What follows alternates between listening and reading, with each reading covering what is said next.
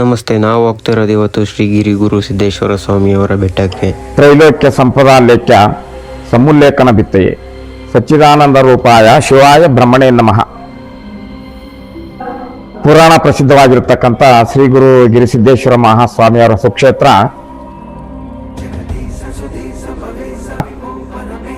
ಆದಿ ಅನಾದಿ ಕಾಲದಲ್ಲೂ ದ್ವಿತೀಯ ಎರಡನೇ ಕೇದಾರ ಕ್ಷೇತ್ರ ಅಂತಲೂ ಕೂಡ ಇಲ್ಲಿ ಹೇಳ್ತಾರೆ ನಮ್ಮ ಇಂದಿನ ಪೂರ್ವಿಕರು. ಈ ಕ್ಷೇತ್ರದ ಪದ್ಧತಿಯಂತೆ ಪ್ರತಿ ವರ್ಷ ಮಹಾಶಿವರಾತ್ರಿ ಆದ ನಂತರ ಬರ್ತಕ್ಕಂಥ ಹುಣ್ಣಿಮೆ, ಆ ಹುಣ್ಣಿಮೆಯ ದಿನ ಅಂದರೆ ಅದಕ್ಕೆ ಕಾಮನ ಹುಣ್ಣಿಮೆ ಅಂತ ಹೇಳ್ತಾರೆ, ಹೋಳಿ ಹುಣ್ಣಿಮೆ ಅಂತಲೂ ಕೂಡ ಹೆಸರನ್ನು ಕರೀತಾರೆ. ಆ ಹುಣ್ಣಿಮೆಯ ದಿವಸ ಮಹಾಸ್ವಾಮಿಯವರ ಮಹಾರಥೋತ್ಸವ ಇರುತ್ತೆ.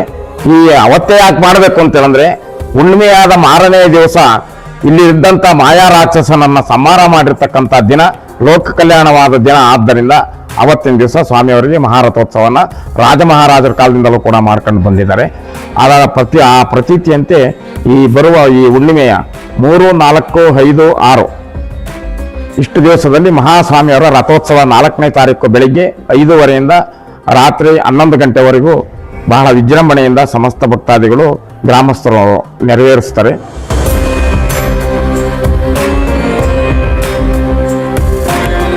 ನಾಳೆ ಸೋಮವಾರ ಸಪ್ತಋಷಿಗಳ ಸೇವೆ ಅಥವಾ 7 ಎಡೆ ಸೇವೆ ಕಾರ್ಯಕ್ರಮ ನಡೆಯುತ್ತೆ. ಮಧ್ಯರಾತ್ರಿ ಸಮಯದಲ್ಲಿ ಆಗತಕ್ಕಂಥ ಕಾರ್ಯ ಅದು.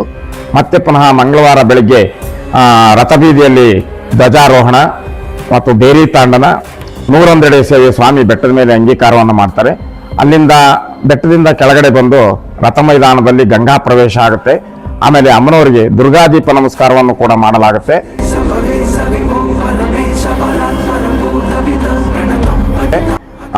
ಮಹಾರಥಕ್ಕೆ ಕಳಶಾರೋಹಣ ಅಂದ್ರೆ ಈ ವರ್ಷ ಹಿಂದಿನ ಒಂದು ರಥ ಹಾಳಾಗಿತ್ತು, ಆದ್ರಿಂದ ಈಗ ಹೊಸ ರಥವನ್ನ ಏರ್ತಾರೆ ಸ್ವಾಮಿ.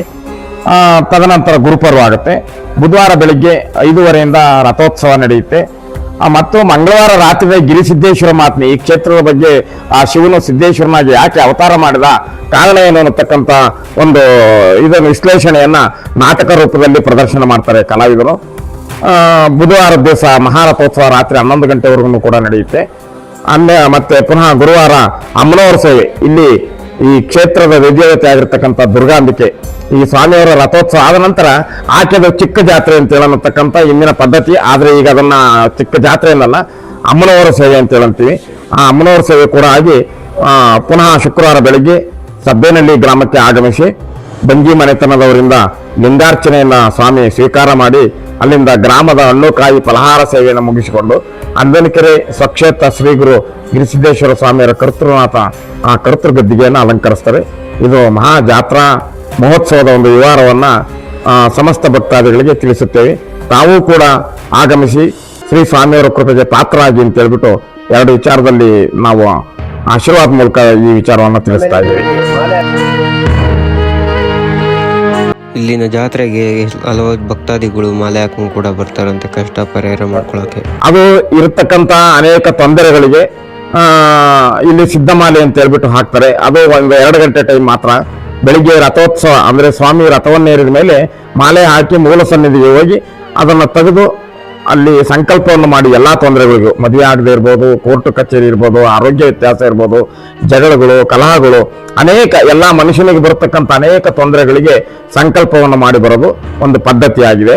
ಅದನ್ನು ಕೂಡ ಬುಧವಾರ ಬೆಳಿಗ್ಗೆ 8 ಗಂಟೆಯಿಂದ ಹಾಕಿ 10 ಗಂಟೆಗೆ ಮುಕ್ತಾಯ ಆಗುತ್ತೆ. ಪ್ರತಿ ವರ್ಷ ಒಂದೇ ಬಾರಿ ಹಾಕೋದಿದು. ಇಷ್ಟ ಉಳ್ಳವರು, ಅನೇಕ ತೊಂದರೆ ಇರತಕ್ಕಂಥವ್ರು ಈ 4ನೇ ತಾರೀಕು ಬಂದು ಮಾಲೆಯನ್ನು ಹಾಕಬಹುದು. ಇಲ್ಲಿಗೆ ಬರುವ ಭಕ್ತಾದಿಗಳ ಕಷ್ಟವನ್ನು ಕೇಳಿ ಸಮಸ್ಯೆಯನ್ನು ಬಗೆಹರಿಸುತ್ತಾರೆ ಈ ನಮ್ಮ ಸ್ವಾಮಿಗಳು. ಅದರ ಬಗ್ಗೆ ಭಕ್ತಾದಿಗಳನ್ನು ಕೇಳೋಣ ಬನ್ನಿ.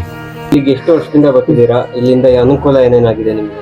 ಓಂ ಗಿರಿಸಿದ್ದೇಶ್ವರ ನಮಃ. ನಾನು ಇಲ್ಲಿ 93ರಿಂದ ಬರ್ತಾ ಇದ್ದೀನಿ ಗಣಪ. ಸುಮಾರು 32 ವರ್ಷ ಅಲ್ಲಿಂದ ಬರ್ತಾ ಇದ್ದೀನಿ. ಭಾಳ ಅನುಕೂಲ ಆಗಿದೆ. ನಮ್ಮ ಎಲ್ಲ ಸಮಸ್ಯೆಗಳು ಬಗೆಹರಿದಿದ್ದಾವೆ. ಜೊತೆಗೆ ಮನಃಶಾಂತಿ ಸಿಗುತ್ತೆ.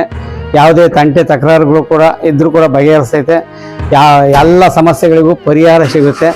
ನಿಮ್ಮ ದೇವರನ್ನ ನಂಬಿ ಬಂದರೆ ನಿಜವಾಗ್ಲೂ ಸಿದ್ದೇಶ್ವರ ಒಳ್ಳೇದು ಮಾಡ್ತಾನೆ ಅನ್ನೋದಕ್ಕೆ ಈ ಅಂದಕೆರೆ ಗಿರಿಸಿದ್ದೇಶ್ವರ ಕ್ಷೇತ್ರವೇ ಸಾಕ್ಷಿ. ಭಾಳ ಅನುಕೂಲ ಆಗಿದೆ. ನನ್ನ ವಿಷಯದಂತೂ 32 ವರ್ಷದಿಂದಲೂ ಕೂಡ ನಾನು ಬರ್ತಾ ಇದ್ದೀನಿ. ತುಂಬ ಒಳ್ಳೆಯದಾಗಿದೆ.